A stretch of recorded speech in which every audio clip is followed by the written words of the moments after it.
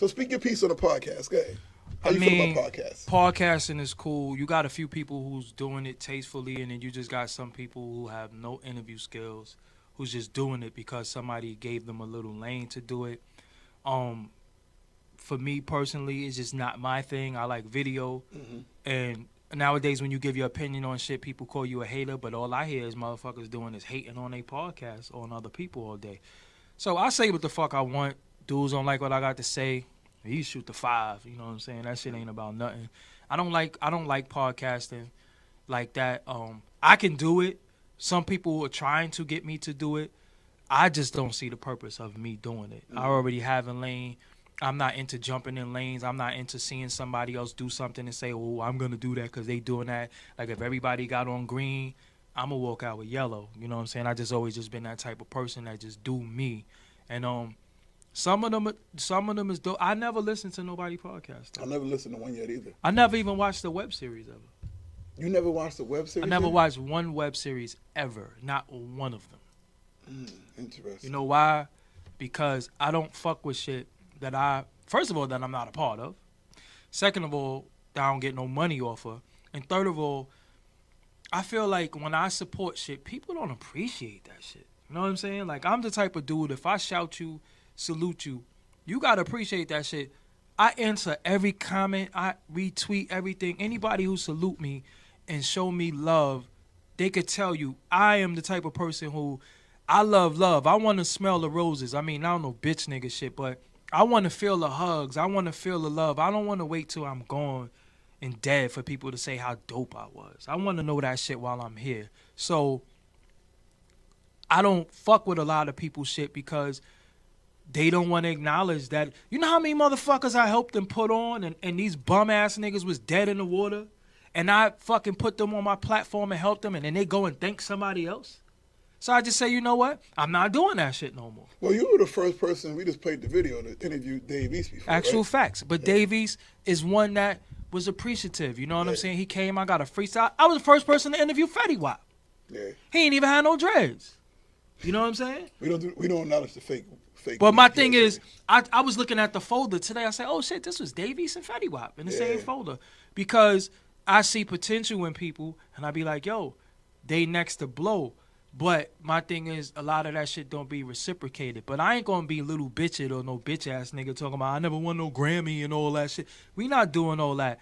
If what you do, and you successful at what you do, and you feel like you ain't got to acknowledge me in no way, I'm all good with it because the same people you see when you going up, you're going to see when you coming back down. And I'm regular with it. Like, I'm just not a Hollywood motherfucker. Because so you never watched the Money and Violence series? Never watched Money and Violence. I don't give a fuck where it's from. I just never watched it. That's crazy. Just never watched it. Me, I watched Money and Violence, and my problem is I couldn't watch no other web series afterwards because I felt like everybody wanted to do it now that they did it. So that was just me. Plus, I didn't benefit nothing from watching it. So. I'm going to tell you why I don't watch it. I salute successful black men. But where I'm at in my life and what I'm trying to do with my life, I don't have time to sit there and watch Money and Violence. Now, I do have a web series that I'm about to get behind and promote. You know, I'm working on the paperwork now until we fix all that. I'm not going to announce it, but I am going to be behind it. But I do have some type of creative input in it. You know what I'm saying? I grew up with like 2 or 3 of the fellas in Flash. No, salute them. I interviewed them. They was good dudes. But too. I'm just saying, for me, I'm the type of dude that's in the crib watching documentaries. But you getting behind one. Yes. So you're going to be involved with web series now. That's what I'm saying. Now you still not going to look and see what's out there to make sure y'all don't. Listen, I just told you earlier. Or you leaving it behind other people? If everybody got on green, I'll come out in yellow. I don't give a fuck what nobody else is doing. Because this is me, and this is to make sure you don't do. I don't know what I'm doing right, or what I mean. I don't know what I'm doing or not doing behind what somebody else do. Okay. You know what I'm saying? That's like almost asking a girl how another dude used to fuck her. I don't care. I know how I'm fucking right now. You know what I'm saying? I don't care about what nobody else do. I feel like when I do it, when I put my Midas touch on anything, it's gold. So I don't care what nobody else did because motherfuckers copy me all day. Yeah. Nobody give a fuck about what I originated and what I started. Yeah. The platforms you understand what I'm saying? So like, it's like Uncle Rob, he acknowledges you. Facts. He's like, yo, he's been saying since I came back in June, we gotta have Doggie Diamonds. And that's why I respect you Uncle were supposed to be, you and Heavy Bag were supposed to do it. So he's like, yo, we have to have him on. Yeah, no, definitely. That's the respect. Definitely. Just like when I had Mrek on, Uh-huh. same thing. You know what I mean? Well, y'all involved each other with the ForbesDVD.com. So, matter of fact, well, let's spin off on that. Okay. You have the Doggie Diamonds TV, and you have the ForbesDVD.com. Yeah. Now, you're still affiliated with the ForbesDVD.com and the Doggie Diamond TV. How do you, because you put, like, some contents on both platforms at times. Both content go on both platforms. See, this is what people got to understand. Forbes DVD was created 8 years ago, and I never was branded off of Forbes DVD. When I go places, people be like, yo, Forbes. Okay. I'm not fucking Forbes. Okay. My name is Doggie Diamonds. I have an identity. I have an opinion. I have an unpopular opinion at times, and I need to be an individual. I can't hide behind a brand. It's like Ronald McDonald and McDonald's, right? McDonald's is McDonald's. And when they say, fuck it, there's no more Ronald McDonald, McDonald's is still going to exist.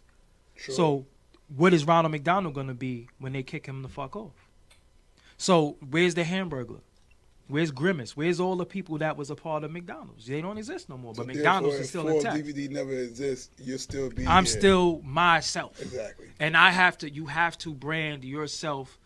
I'm doing all these fucking fabulous things.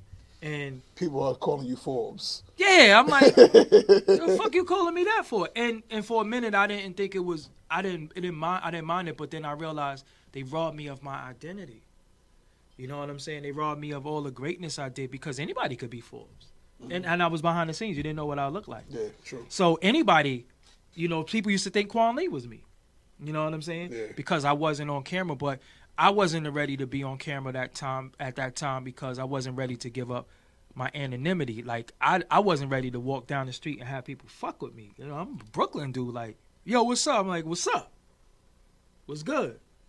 I didn't realize that some people fuck with you. You know what I'm saying? Yeah. But, in Brooklyn, we unapproachable. Fuck this nigga. I'm still standoffish at times. Yeah, I was in Trader. You gotta catch yourself. I was in Trader Joe's. Star used to do that to me one time. Yeah. That's when I realized it. Star leaned back on me and lifted his shirt up. I was like, what's up? Yeah. And that's when I realized, like, yo, I do the same thing. I was in Trader Joe's the other day, and this dude looked at me, and shout out to that brother right there. He whispered something to his wife, so I'm like, and he said, yo, you Doggie Diamonds, right? I was like, yeah. He's like, what's up? Yo, I love what you do. I was like, thank you. You know what I'm saying? So it is a lot of love out there, but it's still weird a little bit. I've always been a popular dude in the hood anyway. You know what I'm saying? Like, but the newfound fame that I'm getting, I should have been getting it, and that's where I fucked up at, not branding myself earlier, because it's people that came in the game that I won't say surpassed me, but they got more opportunities being that they branded themselves. Yeah. So I say, you know what? Okay, I'm going to make merch, which is my hat, which is my name, which is my likeness. You know what I'm saying? This nobody could wear this. This is me. You know what I'm saying? Mm-hmm. This is my logo. This is my likeness. And Doggie Diamonds TV is just my journey. Forbes DVD is not big enough to facilitate me. I'm on my own personal journey. Who the fuck that lost 117 pounds? I lost a person. You know what I'm saying? And discipline and keeping weight off, but not starving myself and doing weirdo, gay shit. You know what I'm saying? And I'm not no sucker. And I'm out here being an activist in these fucking streets, fighting for our people every day of my life. You know what I'm saying? Yeah. That's my journey. Forbes DVD can't facilitate that. That's something that I got to document of my life, So that's why Doggie Diamonds TV was created, because I needed to document myself. What's your outtake? Well, I know from looking at, but on this platform, I want you to speak on it. Okay. Because I've been keeping in tune with all of it. The whole African Bambooty situation. At the end of the day, man, it's unfortunate. I was just talking to my brother Red Pill today. Shout out to Red Pill. We still in shock, man. Yeah. We still like, this shit really happening? Remember a few years ago, I think it was probably like 7 years ago, it was a fucking earthquake in New York. And I remember the ground shaking. And I was like, I remember that.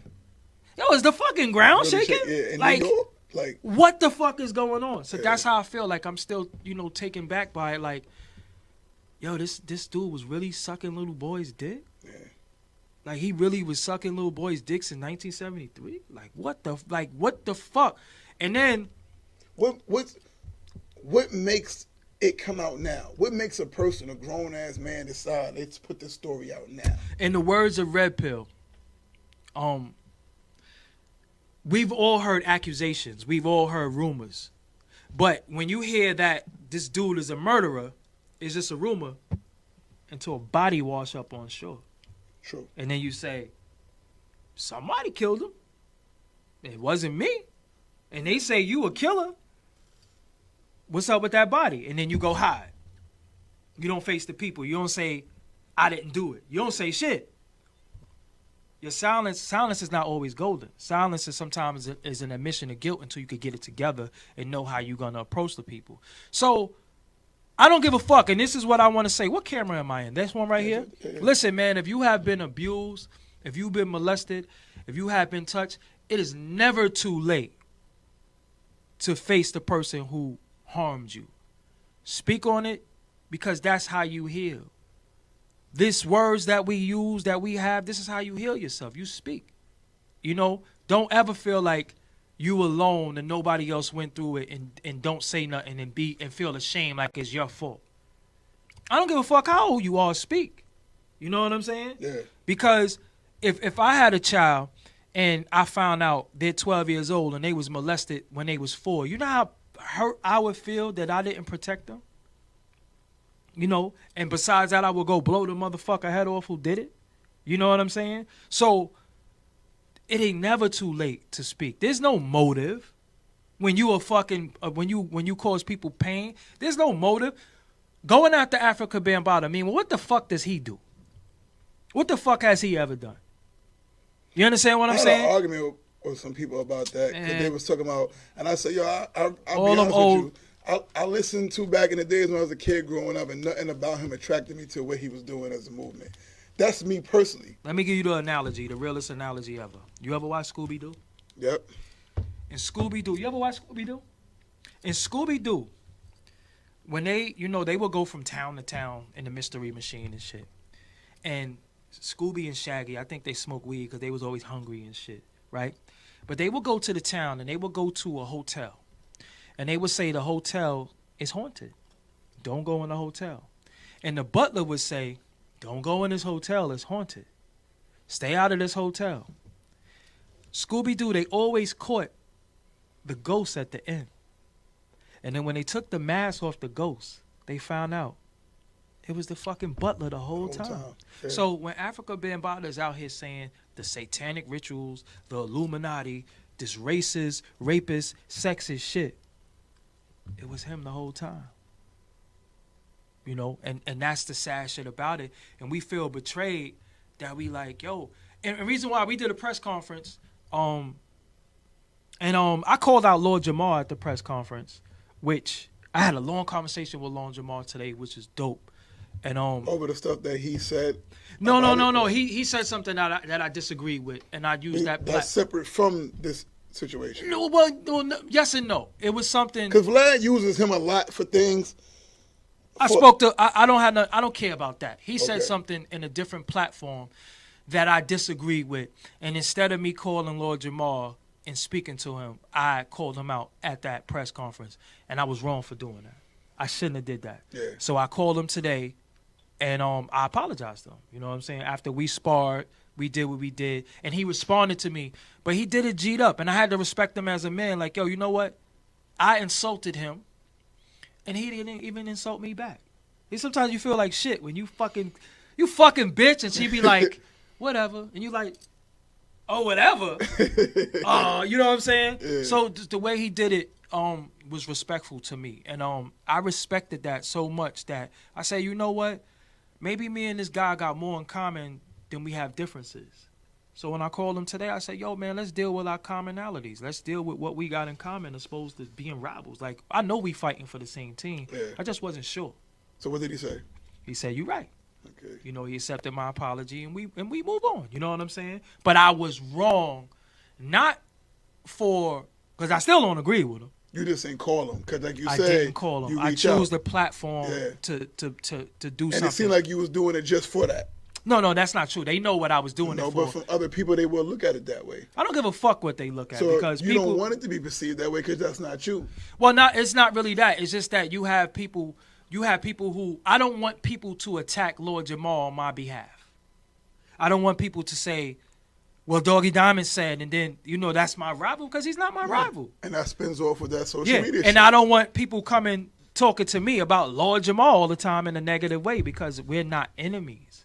We had a disagreement. Unfortunately, it became public, which was my fault.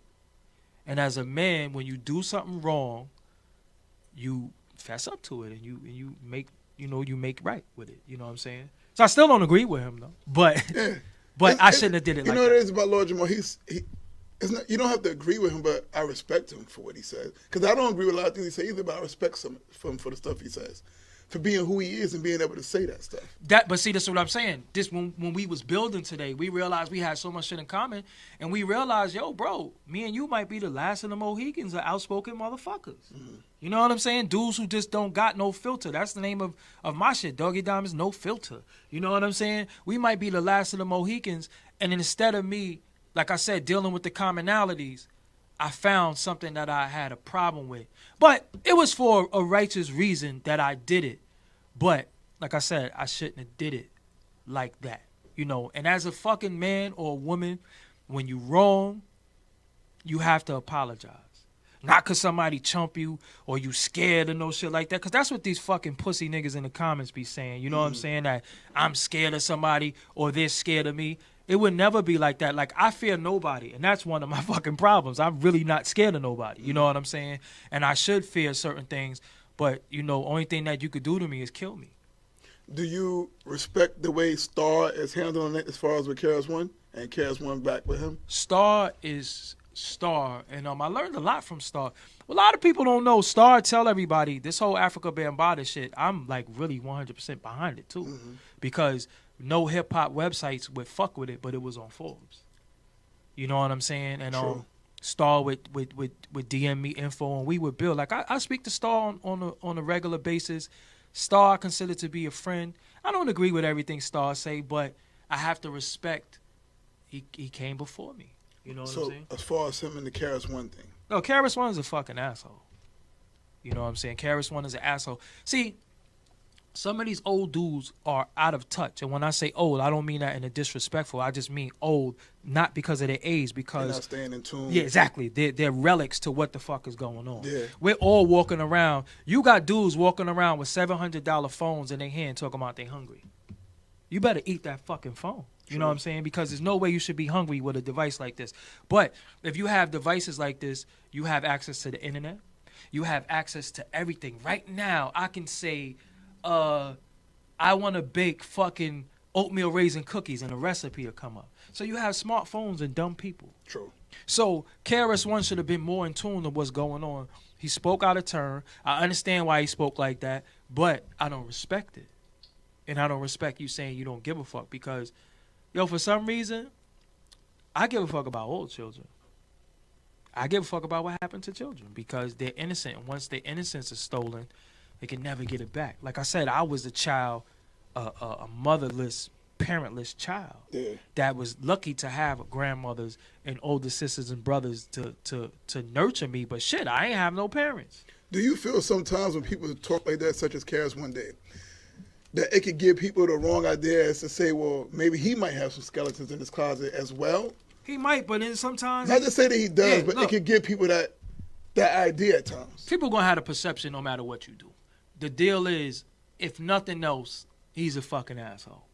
If nothing else, if he's not somebody that been molested or molested somebody, whatever, I don't know those things, but he is an asshole.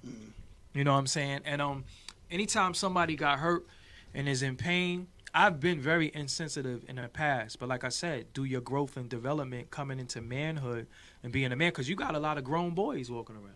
You got some motherfuckers who 35 years old and act like little ass boys. It's like, yo, you still doing that shit? You still sitting in the crib with your feet stinking playing the game, nigga? You know what I'm saying? Like, what's wrong with you? Yeah. Get the fuck up. You wake up in the morning. The first thing people do when they wake up is do this shit. I don't do that shit because I don't give a fuck about nobody on that phone. You know, straight up and down. It's not an emergency. My family has direct contact with me. This could never make my family and people that I love lose contact with me. That's what you got a home phone for. They're going to call your house if it's like that. But when this rings, I know it's either business or fuck shit. I don't give a fuck about what's going on Instagram. I don't care about Twitter. I don't want to see these fucking dudes with their gay ass snaps and they putting this fucking these licking shit. And, do you have a Snapchat? I got a Snapchat, Doggie. Everything is Doggie Diamonds. Reason why I made a lot of social networks because dudes be biting my name. So I just do it so you can't take my fucking name. So you can't take it. But are you active on Snapchat? I do everything in jest. If it ain't funny, I ain't doing it. So I just like calling people homos. That's my new shit. Everything is gay. If you fucking eat salad with sour cream on your salad, you're a fucking homo. If you eat mayonnaise on your sandwich, you're a fucking homo. If you drink smoothies, this what you doing on you're there? a fucking homo. Yeah, I'm having fun. You know what I'm saying? Like you know, I really love, I love life, and for so long, I really didn't. And once you find yourself, you see everything different. You ever seen this movie called They Live? Mm-hmm. Then you have to put on the glasses to see certain things. Yeah. I feel like I see things different now.